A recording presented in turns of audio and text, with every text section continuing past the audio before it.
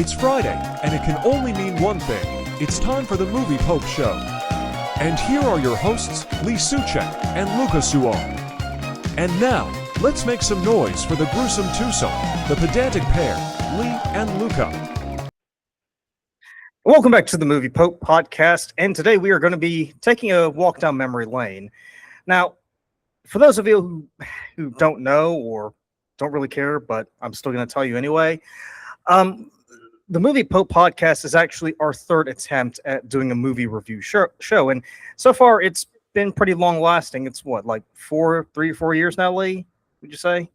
Wait, we've had 3 attempts? Wait a minute, what? Now I'm kind of curious about this story too now. So, as you'll recall, Lee, so the first time we did a review, we tried to do a video format where we actually brought in one of our old classmates' brothers to film it, and yes, we were trying to review Rogue One, which sadly got to nowhere. And then we tried to do another attempt where we tried to review what was it, the Fast and the Furious, Hobbs and Shaw, which we did, a revisit a couple of years ago. So that was our second attempt. That got nowhere. And now we have this. So a few seasons ago, we did revisit Hobbs and Shaw. So check that out in the playlist down below.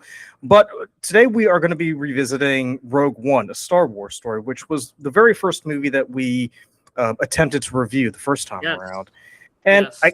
And at that time, I was just wondering, like, this was a very odd movie for Lee to want to review because this movie came out in 2016. By that point, Marvel was the talk of the town. I mean, Game of Thrones was a thing. I mean, even the DCEU was trying to get on the act. So I was kind of I was a little bit perplexed, Lee, that when we first started off, on our journey to being podcasters in the movie review realm, this was a movie you would want to go after instead of, I don't know, taking a review at Age of Ultron, which had only come out probably like the year prior. Mm-hmm. That's fair. So, Luca, I know that this was done 10 years ago, right? And I never told you the reason behind why I wanted this to be first. You're a Star Wars fan. I want to do that right now with us, right? For the first time, I'm going to tell you why. In 10 years. After 10 years of keeping it secret, I have no good reason for it. I'm sorry. I don't know. I think it just happened. I don't know if it's because there was a whole bunch of things going on with Star Wars. I don't know what drove me to do this, right? I think some of it was because I think to the Star Wars universe, right, where there's been a lot of less than stellar stuff that comes out with it, right? And I think that's unfortunate because I think it's a perfect example of a franchise where you have this really cool world, right, of the Star Wars universe. There's so much that's out there. There's so much like comics and, short stories, animated shorts, like everything under the sun Star Wars has. But it just feels like there's a lot of it that is just kind of crappy, right? And there's been other stuff, right? Like, Andor, right? Which I thoroughly enjoyed, right? And I would definitely suggest for anyone that's not seen it yet to check that out. But I would consider this to be kind of one of those things where I feel like people gave it a pass because it was maybe better than total dog shit. But the more I looked at it, the more I'm like, just because something sticks out in a pile of crap doesn't mean it's some type of glossing turd. So I felt like I just wanted to kind of take a look at it, break it down, and just chat about it. But I hate to tell you after 10 years that there wasn't really anything that made this special stick out. Well, keep in mind, too, this was before we started getting the sequel series with Kylo Ren and Rey and all these people. So this was, so this was at that point where there really wasn't much else that they could do in terms of expanding the narrative arc from the original trilogy. And mind you, this is after the prequel trilogy also. So at that point, now they were beginning to ask these questions of, well, what happened, in the intermediate years between, Anakin Skywalker becoming Darth Vader and Luke Skywalker becoming, next in line to lead the rebellion.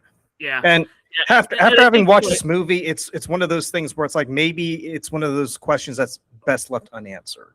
Yes, yeah, that's very true. Sometimes we don't have to see how everything happens in order for us to enjoy that, right? Because this really did come out. It was sandwiched right in between the Force Awakens and whatever came out second after that. Wait. So because I remember Solo coming out roughly around the same time. You remember that got universally panned. Yes, Because I think that was the one. Yeah, 2018. Because that was the one that had Donald Glover taking over from Billy D. Williams. yes, And in my mind, it's like Donald Glover, like you're a great in Community, but you were no Billy D. Williams, man. I'm sorry. But that's the thing too, because this is something that I've been wondering as I was watching this movie. Would you say like this was the watershed moment where we begin to see a more expansive, I guess, more expansive look into the Star Wars universe than simply being confined to the Skywalker saga, in which we saw in episodes 1 to 6? Yeah, and that's absolutely fair, right? And I did appreciate it for doing that, right? I think that, I'm definitely going to have some complaints about it. Otherwise, we wouldn't be talking about it. But I do feel like that was probably the one nice thing about it. Something, once again, that the Andor TV show picked up on and ran with is, we don't have any Jedis in. Well, okay, we technically have one, right? Because Darth Vader does have a very minor role in this, but other than that, right, we don't really see this, right? It's a lot more like, hey, we deal with our, mystical people with lightsabers, jump around, having force powers and everything. But this is a lot more of a grounded story, right? And it's an important story because it plays, obviously, a huge factor, right? This transitions right into the, kind of the start of the Star Wars franchise. So this is about as close to a prequel to the first one as you can get.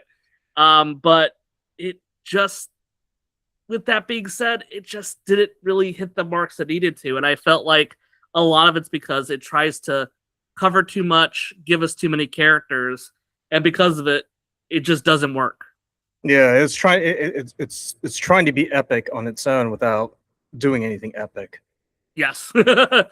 Excellent. So why don't we go ahead, right? I wanted to kind of open up with, really how the movie opens.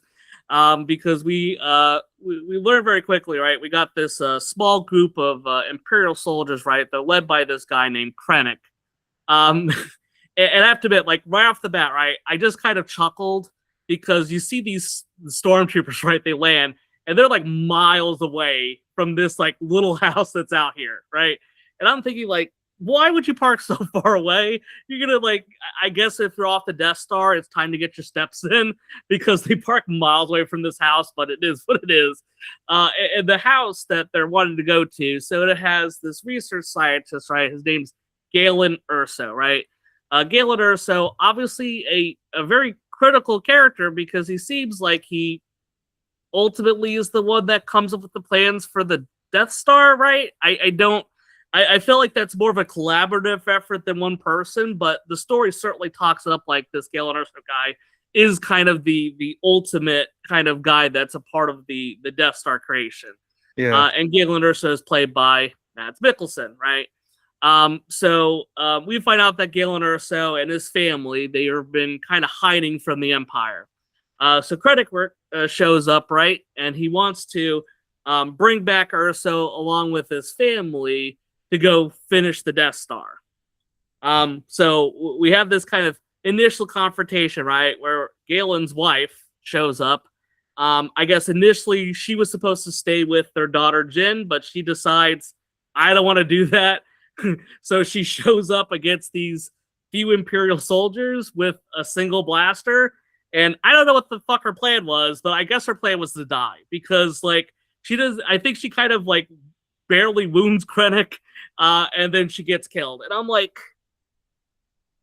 film, why do you have to start in the first 5 minutes with a stupid character death, right? And this happens way too much in movies, right?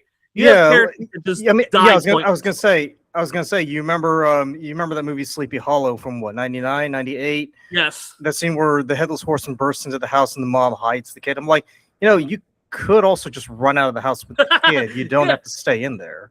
Yeah, like there's no strategy. It doesn't make any sense. Like she just shows up with zero plan, And then she just gets killed. And I'm like, okay, cool. Now your child's pretty much an orphan now, right? I mean, design. but that's the issue that I had with this movie overall. And again, to your point, parents in the movies just don't seem to care about their children, right? They definitely love each other because they're willing to go to the grave together. But when it comes to their kids, it's like, whatever. He'll turn out fine. He'll be okay. Never mind the fact that that 20-something years later they come out, incredibly fucked up, and then the people who knew the parents were like, oh, they'd be so proud of you, and be like, are you kidding me? He's going around murdering people and having a grouchy attitude. Are you telling me that as a parent you'd be proud of that? And I mean, listen. Like I don't know, maybe the mother secretly resented little Jyn and just thought, I can't wait to get rid of this little shitter as soon as I can. Damn, Star Wars getting dark. I mean, listen, like compared to the sequel trilogies, the prequels were a lot campier and a lot more brighter than what we see going forward. That's very true. But but again, it's just something that we see happen so many times in movies where parents have decided, I'd rather be dead than look after my kid. Mm-hmm. And you kind of have to wonder, like, what exactly is the logic behind all of this? Because again, it's something that we see happen quite a lot. I mentioned Sleepy Hollow. I think the only other movie that I can think of where maybe the parents actually do give a modicum of interest to their kid is probably The Parent Trap. But even then, that's just being me being very, very generous in that. But yeah, it just seems, for whatever reason, especially with mothers, right?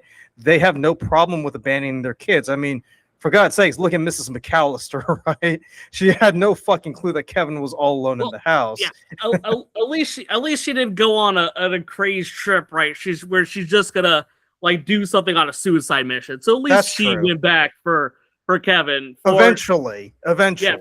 Yeah, for Jyn's mom, she was just like, nah, I don't. It's a one-way trip. Yeah. Yeah, my kid's causing way too many issues. I just want to out of this movie, and she dies, right? So that's where we start off the film, with once again, like, right up there, like almost a perfect 10 out of a totally pointless death that could have been avoided by just doing sensible things, which the movie didn't bother with.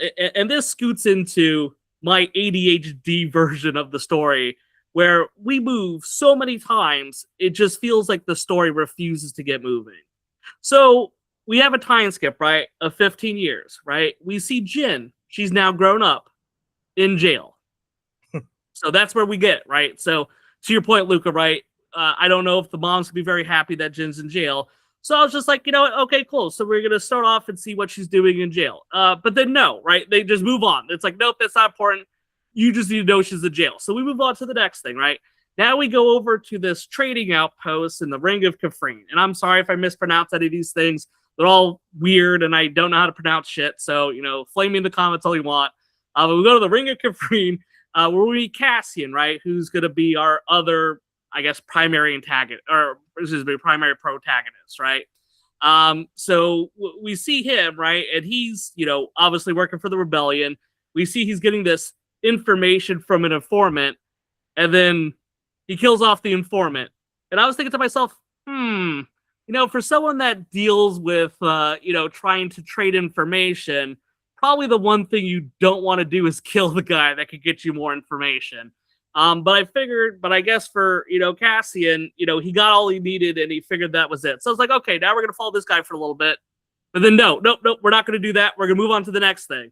So now we're going to go over to this place called Jeddah, which is some moon that's out there. And we're following a guy who wants to see Saw Guerrera, right? That we knew very briefly at the beginning. So are we going to focus on that? No. We're going to move on to something else. Now we're going to go to this place called Wabani, where we see Jyn again, right? So I don't know why we had to see, like, a few scenes ago she's in prison, because now we're back here seeing that she's on this prison planet called Wabani. And we see Jyn, and she ends up getting broken out by a whole bunch of resistance fighters.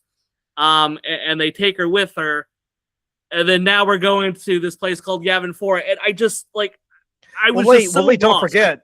Don't forget the rebellion's also fractured too, because on one side you've got the normal rebels, and then you've got Saw Guerrera's faction. That's true, right? Who I guess for whatever reason have been excommunicated. And oddly enough, I mean, given what's been going on this week with Pope Leo excommunicating another group, it actually seems kind of fitting that we're reviewing this movie right around the same time. Perfect timing. That was exactly what went as planned. So, but like I said, within the past 5 minutes, right, we've jumped to 5 different planets, right, in 5 minutes.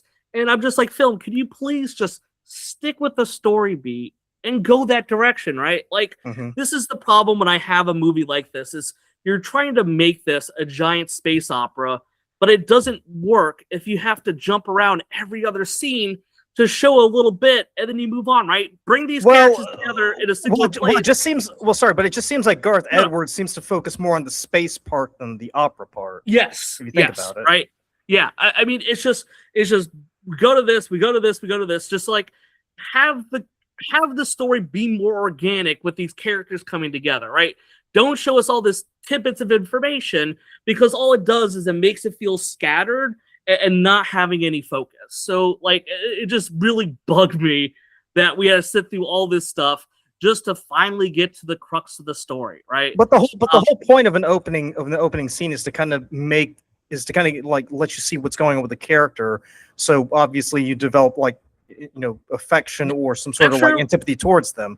I mean, at no point, like, because of these, you know, these consistent jumps, do you think, oh, I'm rooting for Jyn Erso? Am I supposed to root for Jyn Erso, or am I supposed to root for Cassian, or am I supposed to root for the rebellion just because they're got the rebel symbol, or am I supposed to like look out for Saul because they're the guys who are actually doing the real resisting and not the rebels who are just or just too afraid to admit that they're actually rebels? Because we do see, because we briefly do see Jimmy Smith's character, very briefly at the beginning, at that rebel camp. So it's kind of hard for you to kind of develop like initial feelings, because this movie doesn't give you enough time to kind of appreciate what's going on here. It's like as soon as you begin to sort of grasp what's going on and sort of feel for each of the characters, to your point, it kind of just pushes you out the door and say, all right, well, on to the next one. And this is Jeddah, which is basically a knockoff of Tatooine, because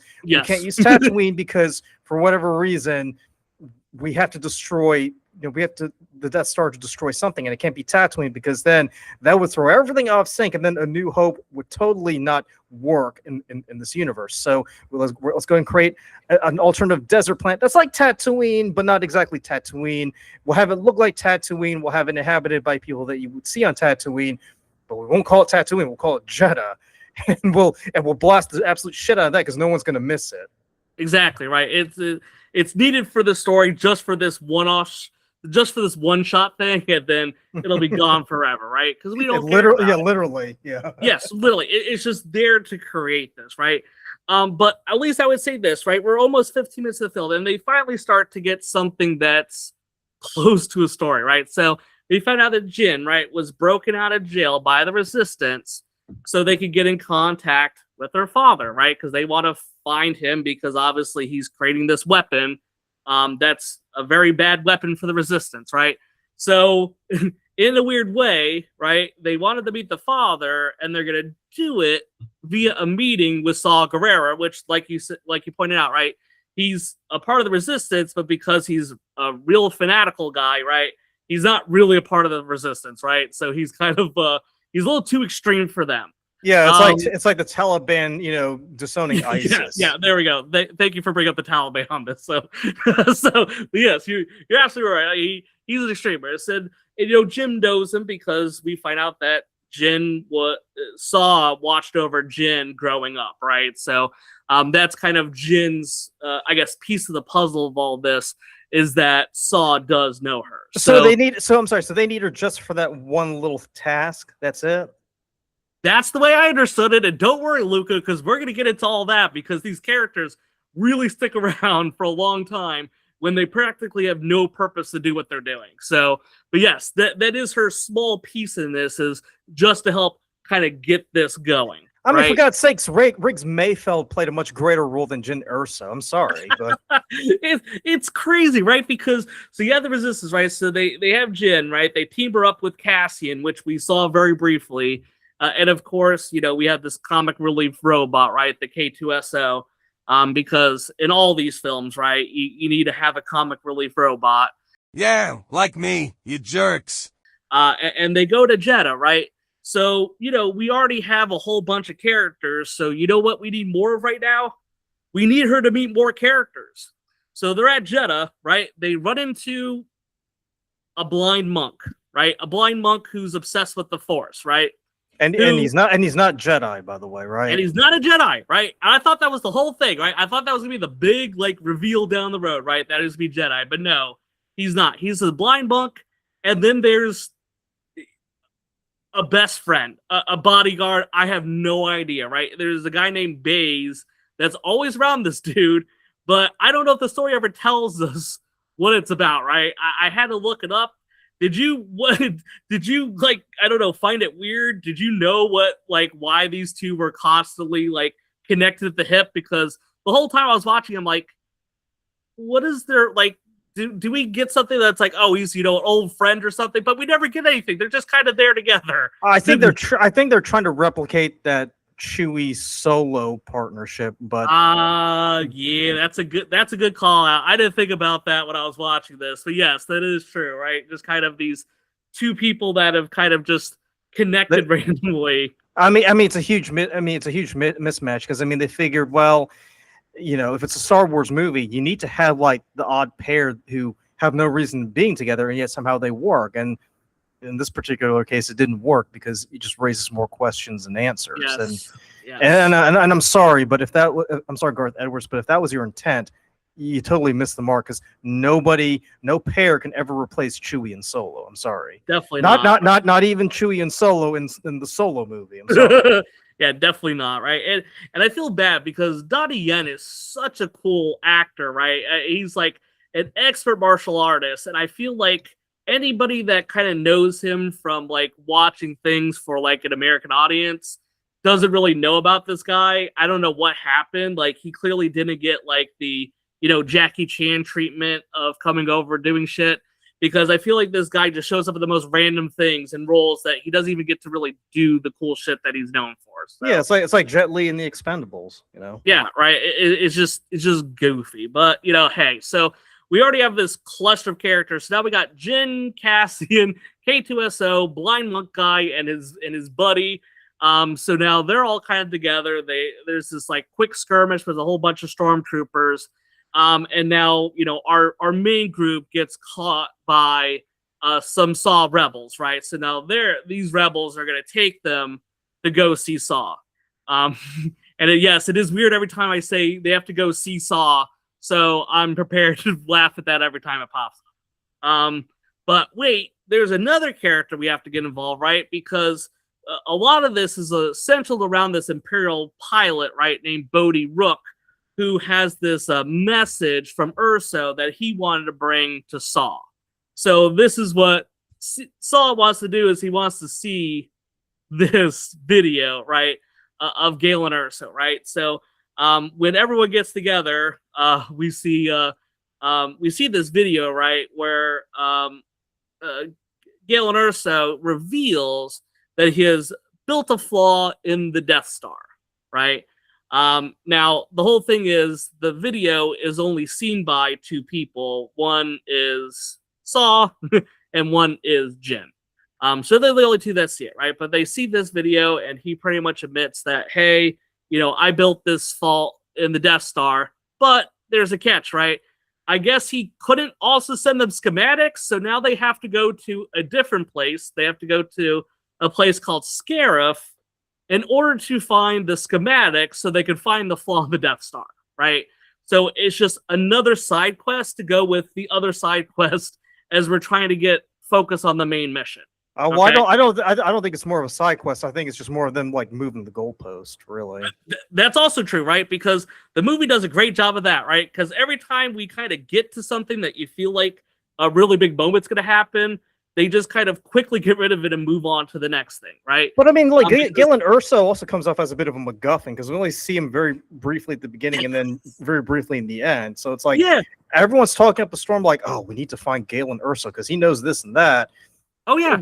But they never really like go into too much detail as to why, because he has the plans, but then I mean, there's just so many confusing elements. Because one of the elements he says is, I had to go on the team because if I didn't, they would have completed it without me. I'm like, if they were, I mean, this is the Empire. They get rid of billions and billions of people every day. Like, Yeah. they probably would have been able to complete it with. I mean, for God's sakes, they built another Death Star. In Return of the Jedi, and as far as I know, Galen Erso was not around when they built the second one. Yeah. Yeah, the dude, I don't know if he just talks up his importance or the movie wants us to think he's more important than he is, because, yeah, like, for some guy that's just like, they could have figured out without me, they surely make you feel like without Galen Erso there, they can't figure this shit out. I also have no idea how you could create this fault without any of these other people that are working on it doing it, because it's not like Galen Erso is the sole creator of the Death Star, right? We actually see him later with a team of people, so it's like, hot dog, like, this guy takes way too much credit for what he's doing. But well, I mean, also keep in mind too. Like I was watching this and I was just laughing to myself. I'm like, I'm sure at some point someone would have noticed that event and would have been like, that doesn't look right. I got to put a cover over that. Nope. Sorry, Lucas. So you be confused, right? Because clearly Galen Erso is the only person that is aware of this event, right? So it's kind of out there. Well, to go back to my other point, it's like because the way they make it sound like these are the only plans that they have. So once Jyn, absconds with it, that's it. They can't build another one. But again, I will refer you to the Return of the Jedi, where they are clearly building a second Death Star. That I'm not a trained architect or industrialist by any means, but I think it's safe to say like the second Death Star would have turned out the same as the first one. Probably sans vent. Another thing that I want to bring up to you, and I want to see if you notice this. Have you noticed that every time someone defects from the Empire, they just let it all hang out? They just grow out their hair and their beard? Because everybody in the Empire, because if you were in the Imperial service, I'm assuming there is an expectation you need to be clean shaven and have like some sort of like regulation haircut.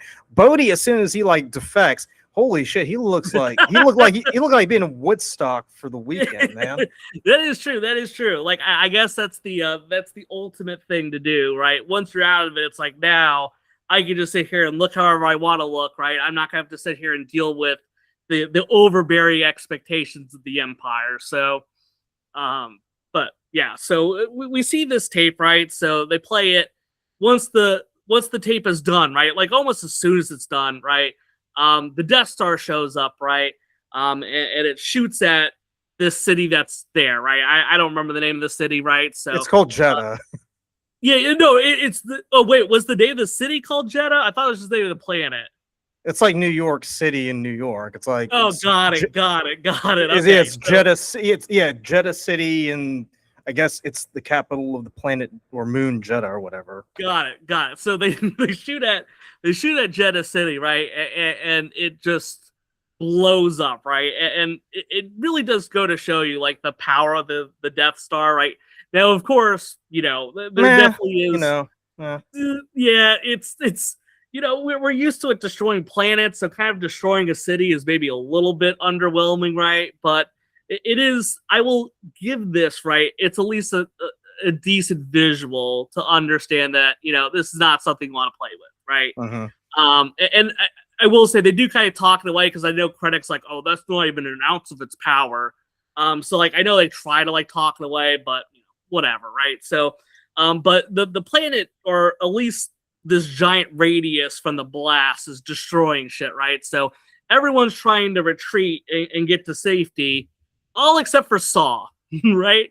So they literally like bring a ship like right in front of the entrance to this hideout they're at, and Saw's just like, you know what? I'm tired of running. I'm just gonna die here.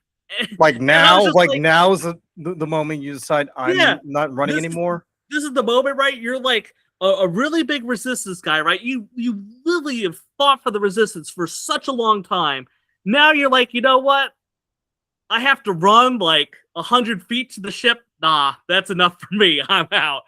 And just like that, Saw Guerrera, who I thought was going to be a more critical person in this story, he just kind of dies. And I'm just like, oh, okay. That death felt meaningless, right? Probably right up there with Galen's wife getting murdered, but at least she tried to do something. Saw was just like, nah, I'm done, right? And that's that. So there's the death of Saw Guerrera. But did you think? But to go back to the Death Star, I mean, Krennic, like Galen, they're both like talking up a storm, just going, "Oh yeah, like this Death Star is definitely like the end all be all kind of thing." And they kind of make it.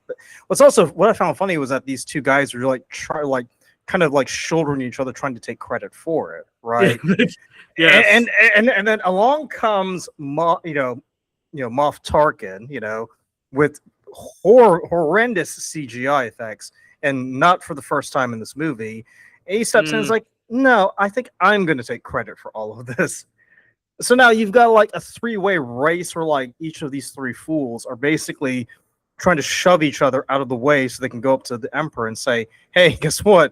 I'm the guy who built the Death Star. It was all me, and all these other motherfuckers can suck it. They can touch grass." I just thought it was a weird thing. Yeah, it is a really an odd thing to focus on in this film because, like, there's already so much stuff going on. The brown nosing and like just jockeying for position for just so you can sit there and say like, "Hey, cool, I'm the dude that's gonna get it, and I'm gonna get my praise." It is just kind of goofy to see in something like this. Although it was funny to see Darth Vader put him in his place very briefly. That is true. Darth Vader probably a highlight for the 2 minutes he's in the film compared to everything else. So, but now that they saw this, this video, right? Now they're going to go to this planet where Galen Erso is, right? This planet called Edu, right? So they're going to this planet. Now, there is a little bit of a rift within the group, right? Which the group doesn't really know. But Cassian, he kind of has these specific orders, right? He's there to kill Galen Erso, right? That is his job, right? Because they feel like if we take him out, it's going to hamper or stop the Death Star creation, right? So that's their mindset, right? But obviously Jyn, she doesn't want to see her dad get killed. So she very much wants to do that. So we kind of have these two conflicting parts that are happening as they get to Edu. So Cassian kind of sets up to kill Galen, but opts out of it. He decides, no, I'm going to break orders because, I don't know, something to do with Jyn. And Jyn moves in closer to try to save her father. But as that's happening, right, we see a whole bunch of rebel bombers show up, right? And they attack the facility, and they end up killing Galen Erso, right? So we've heard Galen Erso all this time. They've been setting him up as this really critical character, right? We're about halfway through the film, and now Galen Erso is dead and just dies in Jin's arms. And I was just like, well, Jesus, like, we just keep building up something, and then you take it away from us. So you could do, like you said, right? They just keep moving the goalpost to do something else, right? Because first it's like, oh, we got to get to Saw. Saw dies. Okay, cool. Now we got to get to Galen Erso. This is going to be everything. And then he just gets killed unceremoniously just out there on the ship. I'm just like, God, can this movie just let us enjoy a little bit of these characters before they get murdered? But to be fair, though, I mean, they did accomplish the mission, even though that is true. Even though it wasn't Cassian who did it. Yes. Yep, that is true, right? And I'm glad that you said that, Luca, because this is going to set up one of the things that makes me I think it was the part of the movie where I had to just kind of stop and I had to just step away for a second because my brain started to swell up, right? Well, how many holes in the wall are there right now? how many posters did it take to cover up those holes in the wall, man? I don't know. Maybe that's why I have so many posters on my walls. It's to deal with all the headbutting I had to do. So I just assumed you were punching. I didn't know you were headbutting. Oh no, man! No, I have to go right for the brain damage to help me out with it. So, okay. Using fists is not helpful enough. So Galen Erso's dead, right? So they all go back, right? So all of our characters, just to be clear, it's Jyn, Cassian, blind monk guy, his bestie, and pilot dude, right? They all go back to the Rebel HQ, right? Where they're sharing the news that there's this giant Death Star thing, and all the Rebel leaders, they're all in disagreement right now about what to do, right? Which, I think is fair, right? Hey, they have this Death Star. What do we really do with it? It did kind of bother me, the people that are like, well, I think we should just give up. And I'm like, well, that's kind of stupid. Like, what is that going to do? It's just give up. I'm like, well, whatever. I guess just go crawl on your rock. And this part happens that I can't explain, Luke, and I need you to help me understand it, right? Because Jyn starts to talk, and she gives this passionate speech about the rebellion and how, rebellions are built on hope. And the whole time I'm hearing her talk about this, I'm like, hold up.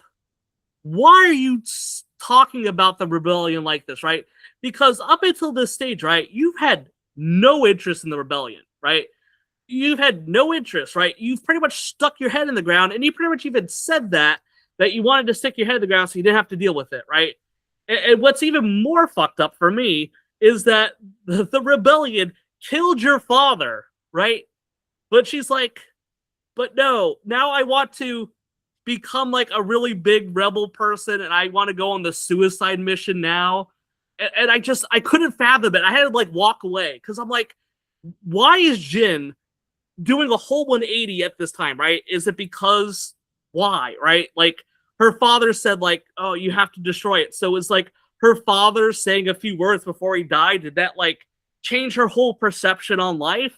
Like I just couldn't get behind it, right? Did you feel like Jyn's decision here didn't make any sense to you whatsoever?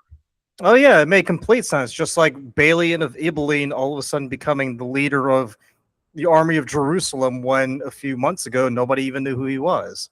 That is a perfect segue to a movie I actually kind of know. And yes, that is kind of a weird comparison, but it is just bizarre to me. Like for a character that's like that, and I mean, yeah, she did grow up under Saw Guerrera's, kind of influence, right? So but to be fair though, I mean, Saw Guerrera was like an extremist, right? Yes. I mean, he was part of a faction that even the rebels thought, I don't want to deal with this guy. Yeah, I don't want to be associated with those guys, right? We might do some shit, but those guys do some real shit. So, but it's like I said, it just really bothered me as I was watching because I'm like, why you can't just change your mind? Like, what has created this change? We don't know anything about your character because the movie doesn't want to tell us anything. So now you're just gonna change sides to do shit, right? And Cassie does the same thing, right? He's been pretty much like just following his whole life, right? He's been in this whole thing all of his life. Now all of a sudden, because Jyn shows up, is just like, oh, okay, cool. I'm gonna kind of follow her now, right? So we pretty much have like, all the rebel leaders are disagreement, but Jyn and Cassie are like, you know what? We got to continue this, right? Like, we want to get these plans for the Death Star so we can destroy it, and we're going to continue our mission.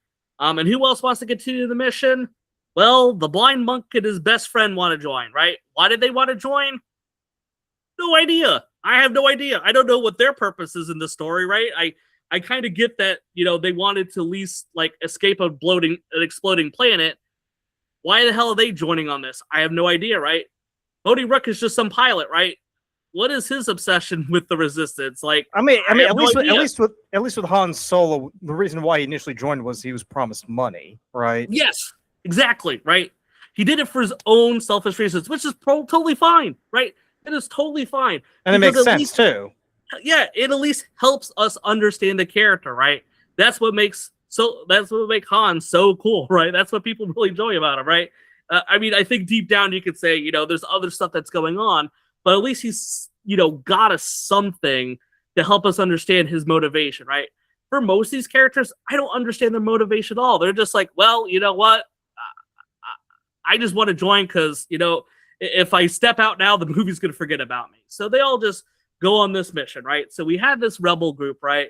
And now the main mission, right? The penultimate mission that everything is led to now is they're going to take this rebel group, right? They're going to go to this planet called Scarif, right? To retrieve the Death Star schematics. I mean, right? dude, it's basically the Florida of the galaxy, man. Like palm trees everywhere. No, I will say this though, it looked really cool, right? I actually Yeah, it did. like It that. did. I did like that though. That was a nice kind of segue because I was just like, oh, you know what? I can see myself kind of like vacationing on Scarif, right? I mean, probably without all the explosions, but I was like, I mean, look, I just love the fact that we finally get to see an AT-AT Walker like just trampling around the beach. I'm like, I bet if you're piloting that thing, you're probably just imagining like the sand going through your toes and all that stuff. Yeah. It is cool. I think that was probably one of the very few highlights for me, which was like, it's kind of cool to see like, people like storming a beach and stuff like that. It's just not stuff that you've seen. Like everything's in, spaceships and hallways and everything to be like on a beach is kind of refreshing. So I wanted to ask you something. So what I really appreciate about this movie is the way that they light the movie. It kind of has that 1970s filter, right? Especially when we're on the Rebel base where it has that feel of it. You could believe that it was made in 1978, right? Yeah, that's roughly true. Roughly around the same time that A New Hope came out. I just thought it was kind of weird how the Rebel soldiers, all of a sudden looked like they were plucked out of the rice fields of Vietnam. Seriously, like the way they get out, it's like, oh man, it's like we're coming hot on the LZ, coming hot, Charlie's everywhere. Seriously, I understand they're going for that 70s aesthetic, but like when I saw those soldiers, I'm like, yeah, I think they went a bit too far. I think they really were leaning into the whole 70s aesthetic to the point where this had to make the Rebel soldiers look like U.S. Marines circa 1965. Yeah, no, there definitely was a feel for that, right? And I feel like that's obviously on purpose, right? Because you always think about, the Empire. Everyone's got these, very like clean cut suits, like the black and whatever you want to wear and everything like that. And clean shaven, yeah. So then you got the rebels that are, to your point, right? They're all kind of like, long beards, facial hair, wearing like some, old fatigues that I could see in army stores. So yeah, they're grubby. Yes. I think they absolutely are, really kind of pushing that point home really hard. So we got our rebels, right? Our very interestingly designed rebels, right? And they kind of like break up into two different teams, right? We got Jyn, Cassian, and the K2SO robot. They go inside the base to get the schematics, and then everyone else, the blind dude, his buddy, the pilot guy, and all these other nameless red shirt soldiers that came with them, they're all outside to create a distraction, right? So that is I like to call them, Rebel Marines. Because they kind of look like I like Marines. to call them fodder, okay? Because that's what they are. So, I'm sorry, General Westmoreland. I didn't realize that. we're just gonna throw more and more people at the problem until the problem dies. So, very like Zap Brannigan from Futurama. So, but Vladimir Putin in 2026. So, too soon. So, So we have, all these characters like creating a distraction outside.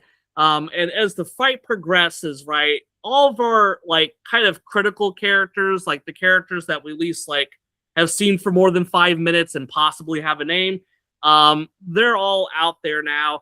And they all kind of just like, they do enough to finish their job and then they die, right? Like they all have one job. And once they do it, they're done in the film, right? So, we have Jyn and Cassian, the K2SO robot, inside, right? So the K2SO robot is helping Jyn and Cassian get to the data vaults or whatever. So, they start to get swarmed by some Imperial soldiers. So the K2SO robot, shuts the door and then they can't reopen it or something. I don't know. But the K2SO robot is the first one to get killed, right? Now, they have to how do I describe this? So they have to get the ship schematics off the planet, and in order to do so, they have to transmit it. The problem is that the planet will jam the signal.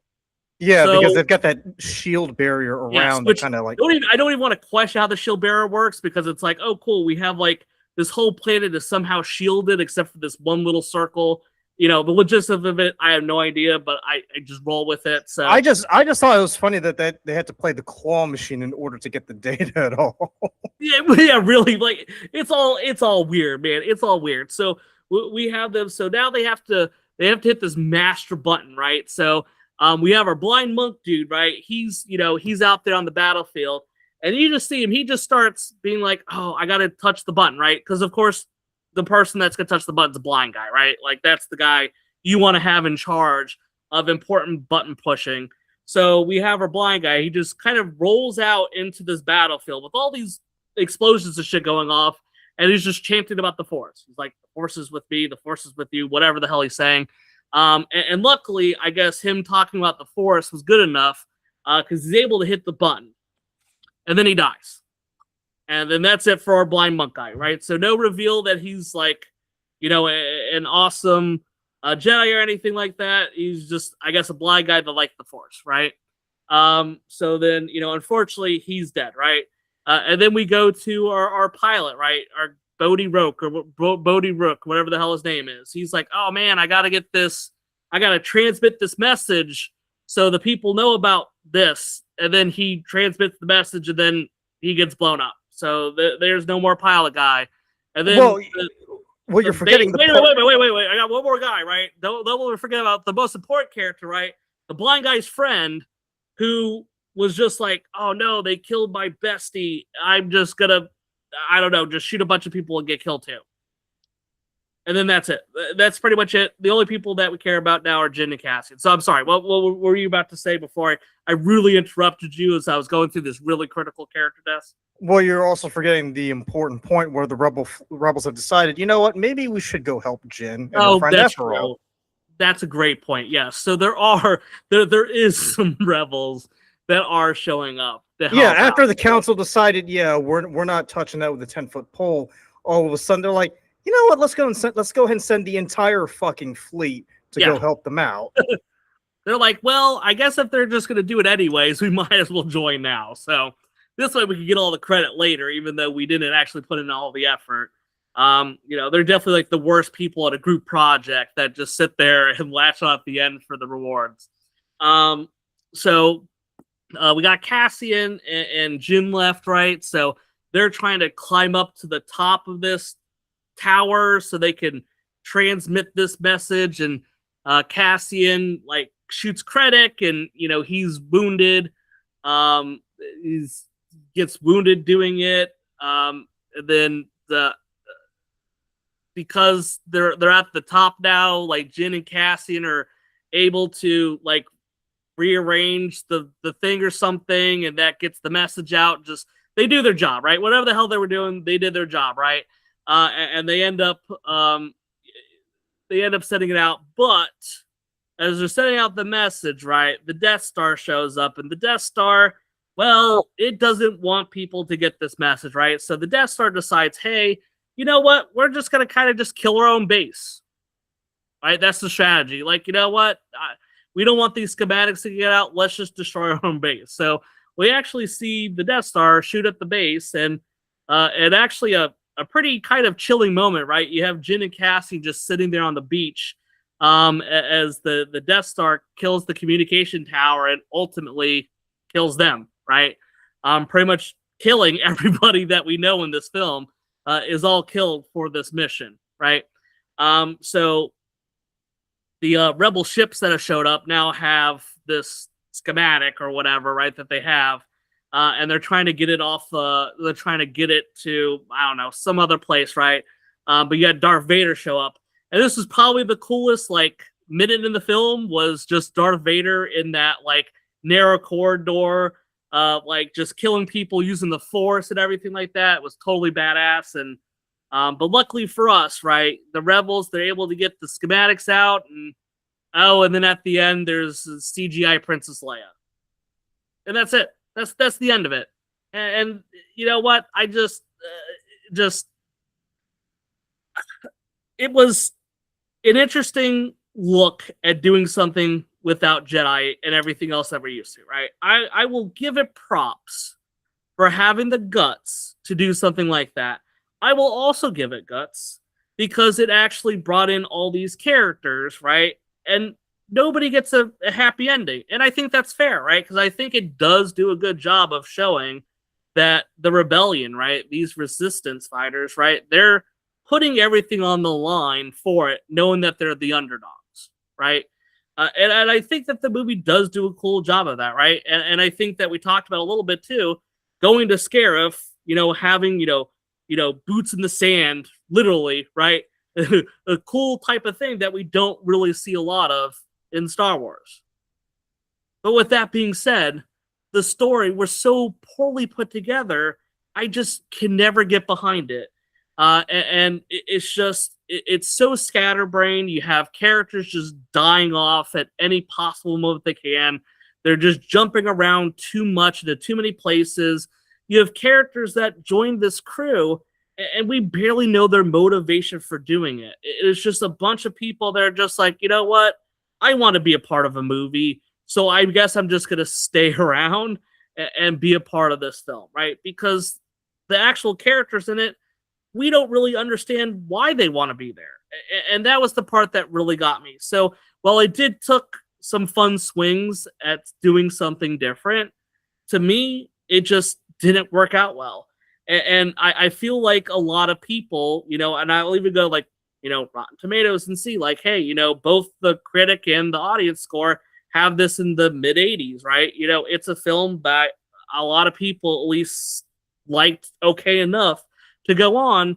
And I'm like, I wonder how much of that is colored by the fact that a lot of people obviously had very mixed emotions about, the most recent Star Wars films and, whether or not they're good. I just have to think that just because this wasn't the worst thing that I've ever seen, that people are giving it way too much credit for not doing a whole lot of anything else. So I think if I was to give this a grade, right, I would probably give it just a 2 out of 5, right?